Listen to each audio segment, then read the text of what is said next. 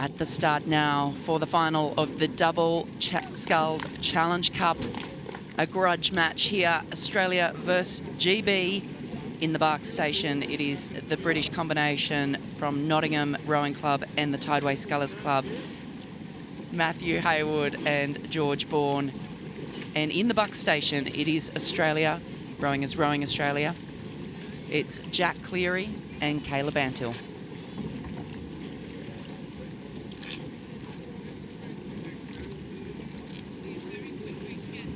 This is going to be quite a match-up, isn't it? And their times yesterday, there was only a second between them to the barrier. So, you know, both of them, this is an important part of their journey to the World Championships. Absolutely. As soon as our new high performance director, Paul Thompson, came to the program, he said, right, we're going to Henley in 2022. The World Cup in Poznan just a couple of weeks ago was the first world rowing event, an international event other than the Olympic Games, that the Australian team has done in 3 years. So finally coming back to Henley has been such a thrill. We've seen that, haven't we, with the huge overseas entry, that sense, the experience of being at Henley, the experience of every moment in your racing, rowing career you want to seize. The Double Sculls Challenge Cup, Great Britain versus Australia.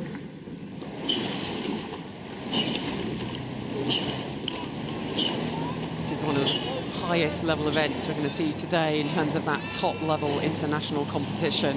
So brilliant at Henley Royal Regatta. We have schoolboys, we have schoolgirls, we have clubs, we have universities, and we have the very best of rowing here from Australia and from the UK. And they've had a race to work out what it's like on this course to get their steering sorted, and it is a power match from the word go, and neither of them is going to want to give anything at the start. Looks like a slight advantage here maybe to the Australians, but more or less both boats locked together. Caleb Antill from the Australian Capital Territories, an old boy of Canberra Grammar School and a member of the Australian University Boat Club, National University Boat Club in the bow seat. Jack Cleary from West Australian Rowing Club. Bronze medalists at the Tokyo 2020 Olympics in the men's quadruple scull.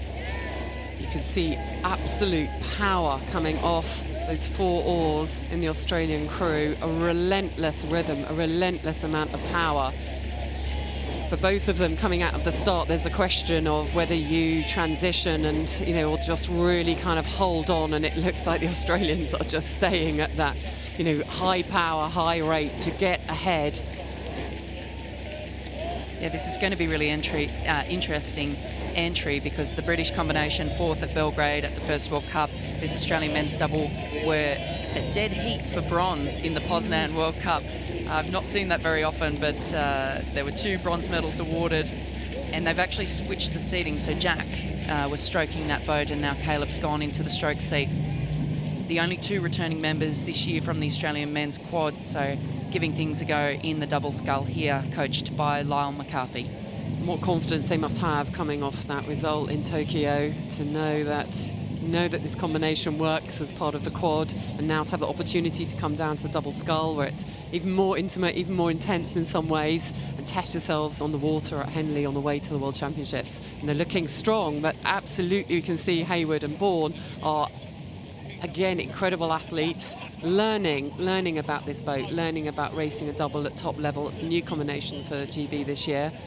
So they're on that journey, and this is an important day for them to try and see if they can take it up a notch and see how they can match themselves against the Australians. Looks like they were just adjusting their steering there, but I think they're back straight, keeping away from the booms. It's pretty good conditions today. It's pretty flat, but always with a bit of the Henley popple. Yeah, wonderful conditions here. We've seen very challenging headwind conditions all week since the qualifiers, so I think crews were probably relieved to wake up. But wow, look at that big wash that's hit the Australians. They've come through it well, but tough conditions. You can see the pleasure craft going up and down this course. It's incredibly difficult, but it's all of what makes Henley, contending with the conditions, with the river. And those booms, they always seem closer than they are, don't they, Kat? Always. It looks like Haywood and Bourne have actually really been working hard in that last 250 metres. They are not giving anything away at the moment to the Australians at all.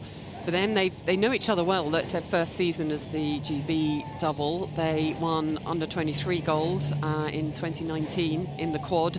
So, you know, had some experience of racing together, and that's so important in a race like this, to be able to communicate, to make some small adjustments. You can see in the bow, they're just taking a look across at where the Australians are. The Australians are up, but they can sense them. They have not got lost, and so you're both in the same race at this point. And we know anything can happen. We saw the Aussies just get slammed by a bit of a wash there. We have seen all sorts of mishaps and trials and tribulations on this course this week, so the race is not over till it's over, but the Australians with a slight advantage at this stage of the race. And hello to those of you joining us from Australia, from West Australia, cheering on Jack Cleary in the bow seat, from the Australian Capital Territory in Canberra, cheering on Caleb Antill in the stroke seat. I'm sure that Caleb's mum, who rows at Canberra Rowing Club, her and her crewmates will be watching this, very excited to see the boys leading halfway down the track here at Henley Royal Regatta in the Double Sculls Challenge Cup. So as they pass Remen now, pass Upper Thames, that is looking pretty relentless from Caleb Antill and Jack Cleary. They have not faltered since the first stroke to just power down. There's an immense consistency in the way they are sculling.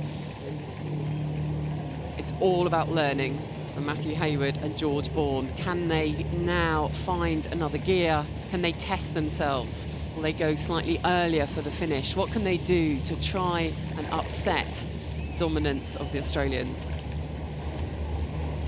Fantastic shot there across the course. The Aussies on the left-hand side of your screen, currently leading the crew from Great Britain. See the wonderful coaches launch behind with the Australian and British supporters and coaches. Of course, they're not allowed to speak, they're not allowed to gesture. It looks like Amy Fernandez, our Deputy Performance Director, taking a cheeky little photo out the side of the following launch there. Gwyn Batten, the umpire for the race. As they pass the mile, it is Australia currently leading this race. Caleb Antill and Jack Cleary over Matthew Haywood and George Bourne of Great Britain. Haywood and Bourne talked about the ferocious sprints that were required in every single race at the World Cup. You know, again, like many events, it's so tight, and the positions change in the run-in, and how they were learning with each of the sprints, you know, when to go, how to do it, to call the timing at a point when you're so exhausted. You have to race, you have to have those other gears. And so again, we'll see here, can they find a sprint? Can they lift? Looking across again in the bow there, what's required? A call has followed, a sharpening has followed there. As these athletes think, what can we do? What move can we make? There we go, definite increase in rate from the British crew there. They're going to have a go, they're going to see what's possible. Again, looking across, don't look across too much, stay in your boat. They can hear now the crowds in the enclosures. They know that it's getting to that sharp end of the race. They're coming down to the last couple of 100 metres past the steward enclosures. Matthew Haywood, he's looking over desperately from the British crew over on the Bark station, but the Australian crew answering the call as they're coming down to the line, still with about 3/4 of a length lead. Caleb Antill and Jack Cleary. Jack looks over his shoulder. It's all going to come down to the last few metres here. Sprint to the line from both crews. The British moving up onto terms with the Australians. They are moving, they've upped it, and it wasn't quite enough. The Australians are across. What a race in the Double Sculls Challenge Cup.